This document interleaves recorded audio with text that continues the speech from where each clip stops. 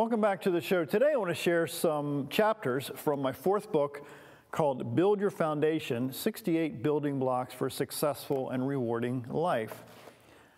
The chapters in my four books mostly come from the weekly emails that I send out to several thousand people. But that wasn't really how I started writing books. Way back in around 2007, 2008, I had at that time been working in the insurance business where the majority of my clientele were in the urban areas of Washington, D.C. and Philadelphia and Baltimore City and other urban areas. So my first book was called Rising from the Hood, The Cure for America's Cities. And I share a chapter of that, or at least a part of a chapter in that fourth book. So I want to jump into it. So this chapter I called The Trap of the Treadmill. Again, the trap of the treadmill. So let me just share it. It says, in my book, Rising from the Hood, is a chapter called The Herd, H-E-R-D, which includes this excerpt from a 2005 article in the Washington Post. It said, quote, "It started with one self-destructed leap. Shepherds eating breakfast outside a town of Gives, Turkey, were surprised to see a lone sheep jump off a nearby cliff and fall to its death. They were stunned, however, when the rest of the nearly 1,500 sheep in the herd followed, each leaping off the same cliff. Was it all over? The newspaper reported 450 of the sheep perished in a billowy white pile. Those that jumped from the middle and the end of the herd were saved as the pile became higher, and the fall was more cushioned," the article said. The estimated loss to the families was over $100,000, an extremely significant amount of money in the country where the average person earns about $2,700 a year. "There's nothing we can do," the article said. "They're all wasted," said a member of one of the 26 families whose sheep were grazing together in the herd. Now, there are hundreds and hundreds of thousands of people, maybe millions of people who live their lives on some sort of a mental treadmill. They get up in the morning, they get off to work, they go to work, coming back and forth every single day, week in, week out, year in and year out. They follow the same routine and do the same thing over and over again because everybody else does it. In fact, the great late Charles Tremendous Jones said one time, he said, "You will be the same person in 5 years as you are today, except for the people you meet and the books you read." Now that quote, I have to tell you, has stuck with me for a very, very long time. Let me share it again. You will be the same person in 5 years as you are today, except for the people you meet and the books you read. Think about the sheep in the story I just shared. If the great Michael Jordan did not take advice from Phil Jackson, what do you think would have happened to him? He would have been average and ordinary. No one knows, but we can all assume that maybe we have done less than what we could have achieved because we've chosen not to follow the advice of people smarter than us. So the trap of the treadmill I share in this chapter is really designed to entice you to think that if others are doing a thing, then you should too. So here are maybe a few questions, just a few questions that you can ask yourself to see if you might be trapped in the treadmill of your own life. Does my life look the same as it did a year ago? Think about that for just a minute. Does your life look the same as it did 1 year ago? Second question, have I read books about people who are doing things that I might imagine myself doing? I say this a lot in my shows, that if you're not reading books by and or about people that are smarter than you and I, then you're missing the boat in a huge way. Question number 3, am I doing what I am doing because of the pressure from other people? Are you listening to and following the pressure of people that don't know that they don't know? The great coach Vince Lombardi said, "We would accomplish many more things if we did not think of them as impossible." Again, we would accomplish many more things if we did not think of them as impossible. So if you choose to, you can break from the herd and stop the treadmill and begin to live your life. That's from the chapter, Trap at the Treadmill. In another chapter in my book, Build Your Foundation, that chapter is called Your Life Sentence, Your Life Sentence. And I write, if you had the opportunity to write a life sentence for yourself, that is maybe a sentence that describes where you're going in life, what would it say? Most people never consider a life sentence for themselves. Someone once said that if you don't have a clear life goal, then you're going to be average and ordinary. Art Williams said that, by the way. I know that you're not one of them because you're maybe interested in watching these shows or reading good books with hopes of learning something new that you can maybe use in the future. Now, the great John Maxwell says, if you grow, you will change. If you grow, you will change. In an inverse statement, if you want to change, you need to grow. I think that's common sense for a lot of people. The truth is that most people are afraid to grow, or maybe even worse, they have no interest in growing. Then they complain that their life is the same old, same old. But there's really a secret of the most successful people that have, I think, ever lived, that they realize that change is key to massive success. Let me say it again. Change is key to massive success. They understand that they cannot change the past, but they can use the past as a stepping stone and not a stumbling block. They realize that it's their personal attitude that can mirror their potential. The truly successful people realize that they have to be consistent in their habits and their beliefs if they really want to achieve anything that's extraordinary. William Pitt, the first Earl of Chatham, said, quote, I trample upon impossibilities. Again, I trample upon impossibilities. Alexander the Great once said, there is nothing impossible to him who will try. So your unwavering aim, it seems, will get you to accomplish your goals, but you have to identify those goals for your life. I say this in a lot of the shows that I do and a lot of the talks that I do, that if you don't write down your goals, literally take a pen and a piece of paper and write them down, not key them in on a phone, not key them in on a laptop, but write them down with your hand, it's going to take you a lot longer to achieve those goals because the brain works in a very strange way that you need to see it sometimes. You need to take action and write those goals out. So if your actions have been inconsistent to where you want to go, you might want to try the following. Don't complain. Don't complain about anything. And that's hard for me. I don't know about you, but it is difficult not to complain about stuff. Number 2, stop using negative words. I can't. I won't. Words like that. Or I'm not smart enough. Or, I wasn't born in the right family. Or maybe I don't have the right education. Or maybe my skin tone's the wrong color. Whatever negative words that you have a habit of using, consider catching yourselves before you allow those words to leave your mouth. Because what I've learned over the years is that my ears hear everything I say. Listen, your ears hear everything you say. Not only what other people say, but what you say. So you need to be really careful what you allow out of your mouth. I struggle with that every single day. To be careful what I allow my vocal cords to speak that will mess my head up because of my ears hearing what my stupidity comes out of my mouth. Make any sense with you? Number 3, write down one sentence that describes where you want to go in life, but write it in the present tense, like I am this, or I am that, I am brave, I am smart, I am the greatest, I am this. Muhammad Ali is a great example of that. He struggled with some very difficult times in his life, and he was not the most confident guy on the planet. But he convinced himself every single day that he was going to be the greatest. Sometimes did he get up in the morning not believing that he was going to be the greatest? Absolutely, according to what he talks about and has written about over the years. But he decided that he was going to become the greatest. So he began telling himself, I am the greatest. Not only himself, but remember, he told the world that he was going to be, or that he is the greatest, and he became the greatest boxer of all time.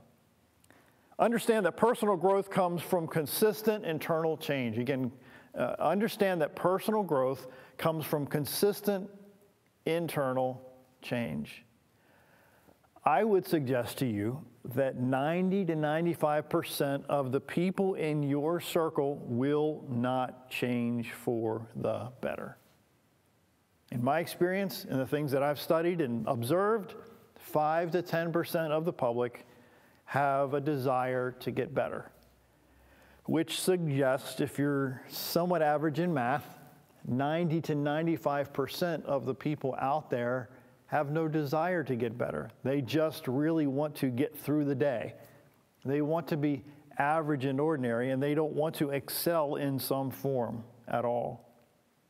You have the same exact capacity as any other human being, regardless of your past. Think about that a second. It doesn't matter where you've come from. It doesn't matter all the mistakes you've made, because I've made a ton of them that nobody will ever know, all of them. Not a chance. I would suggest to you that if you consistently look back at all the stupid things you've done, how are you possibly going to see the potential that you have staring you in the face every day, or even opportunities that are staring you in the face every day? Because you keep looking back at those stupid things, those stupid choices you've made over and over again. Maybe those choices have gone back 25 years, and you're still remembering and still rehashing all those things those stupid things that you've done that you cannot change. You can't change it. We can't go back in time. I wish we could go back in time. We can't go back in time and correct the stupid things you've done. You got to read material that can help you get you closer to your dreams.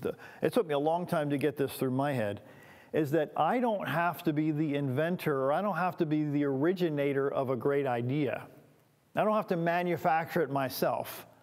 I can read and listen to and watch people that are way smarter than me and leverage the pain they've gone through, the decades they've gone through, the experience they've gone through, and stand on their shoulders to reach a level of success that I'm trying to reach. And I would suggest to you that the smartest people in the world don't mind you doing that.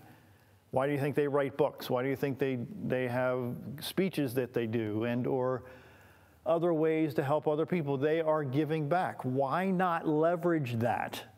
Instead of watching people on TV and helping them become rich because you're watching them on TV, why don't you learn from people who have been successful and learn how they've done it? I think that's just common sense. You can be on the edge of realizing something incredible if you choose not to give up, because giving up is so easy. Which leads me to another chapter in my book, my fourth book, and I call it the snooze button. I write, most of us hit the snooze button from time to time, that little button on top of the alarm clock that gives you a few precious extra minutes between the sheets before you have to get up and face the world. Several of my children find it difficult to wake up in the morning. One night, very late, all of our smoke detectors went off at once for some strange reason. Now, when I wrote this book, and as of the date of this taping, we have a 7-bedroom house with 9 smoke detectors on the top floor, and every one of the smoke detectors was screaming incredibly loud. All but one of our children slept right through the commotion, still blissfully snoozing away. Other times, before I leave for the office, I walk down the hall and say, okay, kitty poos, time to get up, up, up, up. It's my way of trying to get them up and about getting ready for school. There are a couple of our kids that I have to tell them several times to get up because they like sleeping. They don't like getting up. And I would suggest to you that you and I maybe have the same problem. Let me get back to the book. How many people have you met who have all the talent in the world, or at least, very least, they have raw talent waiting to be developed, yet they find it difficult to stop hitting the snooze button in their own lives? Dottie Lazard said, to truly live life, we must do the things we believe we cannot. Again, a quote by Dottie Lazard. To truly live life, we must do the things we believe we cannot. People keep hitting the snooze button in their lives because they think they cannot accomplish what they are clearly capable of, or they think they aren't smart enough or talented enough or even tough enough. But that's not so. Greatness is always preceded by a desire to be great, a desire to, if you will, disconnect the snooze button and then leap to your feet and run toward opportunity. See, most people get discouraged between effort and reward. Effort and reward. Think about that, effort and reward. That is, they delay the intentional struggle toward an ideal goal and the realization of that goal. The in-between space I write about is the hardest of all, the in-between space. It requires you to stay focused, but encourages many to lose the focus. Malcolm Gladwell writes, once a musician has enough ability to get into the top music school, the thing that distinguishes one performer from another is how hard he or she works. That is, and what's more, the people at the very top don't work just harder or even smarter or much harder than anyone else. They work much, much harder. The passive people are left behind. Again, the passive people are left behind. Maybe you know people who are, maybe raised in homes where everyone lived a snooze button-centered life. They never quite get off the ground. But this really doesn't have to be you at all. Research shows that it takes an average of 10,000 hours of work to be viewed as successful in any serious task. So based on that assessment, how can people believe they can reach their goals by stopping and starting all the time?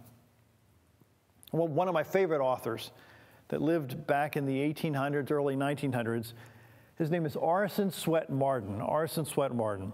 And he wrote, success is not measured by what you accomplish, but by the opposition you have encountered and the courage with which you have maintained the struggle against overwhelming odds. So I end this chapter in my book, Build Your Foundation. Don't run from those odds. Embrace them. Jump from your bed in the morning. Take on the world and create a life instead of allowing others to create one for you. And live a life that you want, not maybe what gets behind.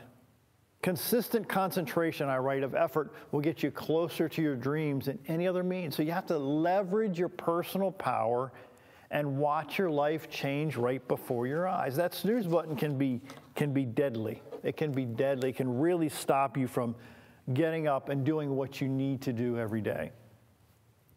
In chapter 23, again, my chapters are really short, of Build Your Foundation, I titled it, They Struggle Too. I write, I can remember way back as a kid feeling that I was the only one with fear or intimidation or self-doubt or other hang-ups. The older I got and the more I became a student of people, I realized that most people struggle too in some form or fashion. Very few people have it all together. Did you know that people who have dyslexia, like Pablo Picasso and Tom Cruise and Richard Branson and Leonardo da Vinci and Thomas Edison and Henry Winkler and Jay Leno, among others, have the condition?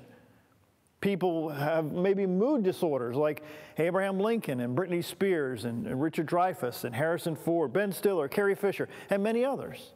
There's others who have ADHD, and they were able to achieve some really extraordinary things as a result of pushing through those struggles. Whoopi Goldberg is known to have a fear of flying. Billy Bob Thornton is afraid of antique furniture. Johnny Depp and Daniel Radcliffe and Sean Combs is frightened of clowns. Country singer Lyle Lovett is terrorized by cows. Nicole Kidman fears butterflies. Madonna is afraid of thunder. Woody Allen is afraid of insects and sunshine and dogs and deer and bright colors and children. The point being is the people who've achieved some level of success, most of them have hang-ups. Most of them have struggles. So I end this short chapter with, there are just a few examples of the problems faced by celebrities who many people assume have it all together. What about you? Are you going to let your insecurities, your past mistakes, your fears, your hang-ups keep you from identifying and chasing after your dreams? Don't do it. Surround yourself with people who believe in you and will encourage you to stay on course regardless of what struggles you face in your life. That was a very short chapter. Chapter 25 in my book, Build Your Foundation, it's called Paying the Price. That's a big theme of mine in most of the shows that I do. I write, have you ever heard some people say they're jealous of those who have, quote unquote, made it? There's a common theme among those who have made it. They decided to pay the price and a little bit more for their success. But there's always a price. Those who choose not to pay it often find themselves working for those who have paid it. Let me say that again. Those who choose not to pay the price often find themselves working for those who have paid the price. What are some of the things that make up that price? First is decisiveness. Some people, I'd say so many people, are indecisive about their choices. Being decisive will give you an absolute edge in life. A daily agenda is another characteristic of those who have made it. They don't wait for events to happen. They plan for those events to happen every day because they have a daily agenda. Les Brown said, if you take responsibility for yourself, you will develop a hunger to accomplish your dreams. John C. Maxwell said, every worthwhile accomplishment has a price tag attached to it. The question is always really whether you're willing to pay the price to attain it in hard work and sacrifice and patience and endurance or not. So the price of success is only for those who really want something out of life. There's maybe those who are jealous of those who pay the price need to rethink why they are jealous. There are people who I write about cursing their situations instead of making the situations they desire. One of my favorite authors is a guy named Tom Peters. He wrote, there is no such thing as an insignificant improvement. Think about the doctor who last helped you or someone you know. First, they had to endure undergraduate education, then medical school, then a residency program, then a fellowship program. Then they had to get a license to practice medicine and probably took other steps before he or she could help you. But there's always a process. Are you willing to go through the process? Are you willing to pay the price to get what you desire? Meteorologist Justin Burke, recently, at least when I wrote the book, he shared a story. He writes, when I was 14, I was running track and played baseball. I had a pain in my leg that got worse over a month, and after seeing a few doctors, I was diagnosed with cancer in my left tibia. I was even threatened with possible amputation. After a search for another specialist, we found out that I had a staph infection in my bone.